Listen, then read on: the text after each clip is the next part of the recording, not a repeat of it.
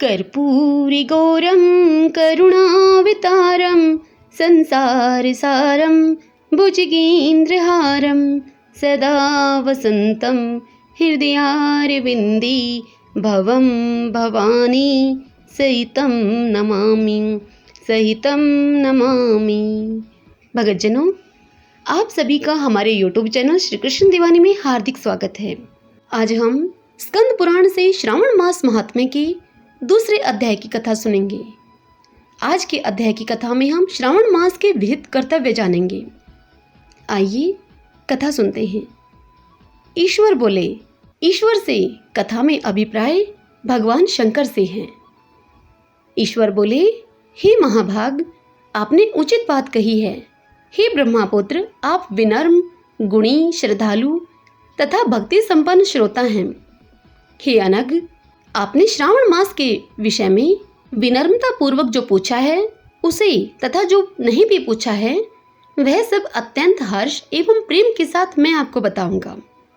द्वेष न करने वाला सबका प्रिय होता है और आप उसी प्रकार के विनम्र हैं, क्योंकि मैंने आपके अभिमानी पिता ब्रह्मा का 5वां मस्तक काट दिया था, तो भी आप उस द्वेष भाव का त्याग करके मेरी शरण को प्राप्त हुए हैं। अतः हे तात, मैं आपको सब कुछ बताऊंगा, आप एकाग्रचित होकर सुनिए। हे योगिन, मनुष्य को चाहिए कि श्रावण मास में नियम पूर्वक नक्त व्रत करें और पूरे महीने भर प्रतिदिन रुद्राभिषेक करें। अपनी प्रत्येक प्रिय वस्तु का इस मास में त्याग कर देना चाहिए। पुष्पों, फलों, धान्यों, तुलसी की मंजरी तथा तुलसी दलों और बिल्व पत्रों से शिवजी की लक्ष्य पूजा करनी चाहिए। 1 करोड़ शिवलिंग बनाना चाहिए और ब्राह्मणों को भोजन कराना चाहिए। महीने भर धारण पारण नामक व्रत अथवा उपवास करना चाहिए। इस मास में मेरे लिए अत्यंत प्रीतिकर पंचामृत अभिषेक करना चाहिए। इस मास में जो जो शुभ कर्म किया जाता है वह अनंत फल देने वाला होता है। हे मुने, इस माह में भूमि पर सोएं, ब्रह्मचारी रहें और सत्य वचन बोलें। इस मास को बिना व्रत के कभी व्यतीत नहीं करना चाहिए। फलाहार अथवा हविष्यान अन्न ग्रहण करना चाहिए। व्रत करने वाले को चाहिए कि इस मास में शाक का पूर्ण रूप से त्याग कर दें। हे मुनि श्रेष्ठ, इस मास में भक्ति युक्त होकर मनुष्य को किसी न किसी व्रत को अवश्य करना चाहिए। सदाचार प्रायण, भूमि पर शयन करने वाला, प्रातःकाल स्नान करने वाला और जितेंद्रिय होकर मनुष्य को एकाग्र किए हुए मन से प्रतिदिन मेरी पूजा करनी चाहिए।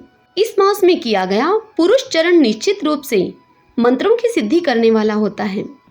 इस मास में शिव के षडाक्षर मंत्र का जप अथवा गायत्री मंत्र का जप करना चाहिए और शिवजी की प्रदक्षिणा, नमस्कार तथा वेद पारायण करना चाहिए। पुरुष सूक्त का पाठ अधिक फल देने वाला होता है। इस मास में किया गया गृह यज्ञ, कोटि होम, लक्ष्य होम तथा अयुत होम शीघ्र ही फलीभूत होता है और अभिष्ट फल प्रदान करता है।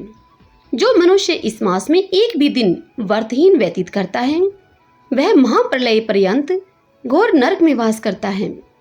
यह मास मुझको जितना प्रिय है उतना और कोई मास नहीं है। यह सकाम व्यक्ति को अभिष्ट फल देने वाला तथा निष्काम व्यक्ति को मोक्ष प्रदान करने वाला है। हे सतम, इस मास के जो व्रत तथा धर्म हैं उन्हें मुझसे सुनिए। रविवार को सूर्य व्रत तथा सोमवार को मेरी पूजा और नक्त भोजन करना चाहिए। श्रावण के प्रथम सोमवार से आरंभ करके 3.5 महीने तक रोटक नामक व्रत किया जाता है। वह सभी वांछित फल प्रदान करने वाला है। मंगलवार को मंगल गौरी का व्रत, बुध बृहस्पति के दिन बुध और बृहस्पतिवार का व्रत, शुक्रवार को जीवंती का व्रत और शनिवार को हनुमान तथा नरसिंह का व्रत करना बताया गया है। हे मुने, अब तिथियों में किए जाने वाले व्रतों का श्रवण करें। श्रावण के शुक्ल पक्ष की द्वितीया तिथि को औदुंबर नामक व्रत होता है। श्रावण के शुक्ल पक्ष की तृतीया तिथि को गौरी व्रत होता है। इसी प्रकार शुक्ल पक्ष की चतुर्थी तिथि को दुर्वा गणपति नामक व्रत किया जाता है। हे मुनि, उसी चतुर्थी का दूसरा नाम विनायक चतुर्थी व्रत भी है। शुक्ल पक्ष में पंचमी तिथि नागों के पूजन के लिए प्रशस्त होती है। हे मुनि श्रेष्ठ, इस पंचमी को रौरव कल्प आदि नाम से जानिए। षष्ठी तिथि को सुपोदन व्रत और सप्तमी तिथि को शीतला व्रत होता है। अष्टमी अथवा चतुर्दशी तिथि को देवी का पवित्रारोपण व्रत होता है। इस माह के शुक्ल पक्ष तथा कृष्ण पक्ष दोनों पक्षों में दोनों एकादशी तिथियों को इस व्रत की कुछ और विशेषता मानी गई है। श्रावण मास के शुक्ल पक्ष की द्वादशी तिथि को श्री विष्णु का पवित्रारोपण व्रत बताया गया है। इस द्वादशी तिथि में भगवान श्रीधर की पूजा करके मनुष्य परम गति को प्राप्त होता है।